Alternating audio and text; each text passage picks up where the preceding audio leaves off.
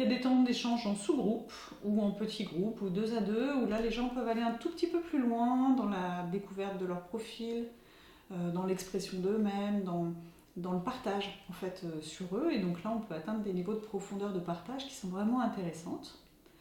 Et puis des temps de réflexion individuelle. Après on a des exercices. On travaille beaucoup en exercice sur finalement comment je fais pour communiquer si j'étais dans la peau d'un rouge. En étant droit au but, ou comment je fais pour écrire un mail si j'étais dans la peau d'un jaune.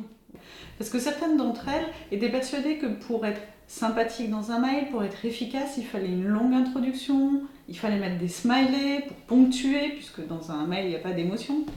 Alors que pour d'autres, en fait c'est une perte d'énergie de faire ça. Et pour elles, un bon mail, c'est écrire le besoin ou la demande dans le titre du mail. Et en fait, elles ont simplement compris que c'était ni bien ni mal de faire comme ça, c'est juste qu'il y en a une qui a besoin d'efficacité, de droit au but, et d'autres qui a besoin qu'on prenne en compte les émotions, de mettre des émoticônes. Et du coup, ce qu'elles ont appris, c'est qu'elles allaient arrêter de faire ce qui est bon pour elles, pour commencer à faire ce dont l'autre a besoin.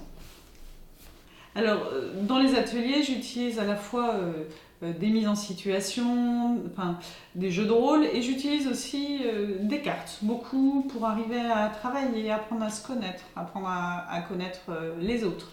Et on peut utiliser aussi les cartes pour identifier les zones de force et les zones de faiblesse d'une équipe. C'est-à-dire que quand on travaille en équipe et qu'on pose sur ce qu'on appelle la roue d'équipe l'ensemble des profils, on va tout de suite identifier quelles sont les zones de force et les zones d'effort ou les zones de risque, on va dire, de cette équipe.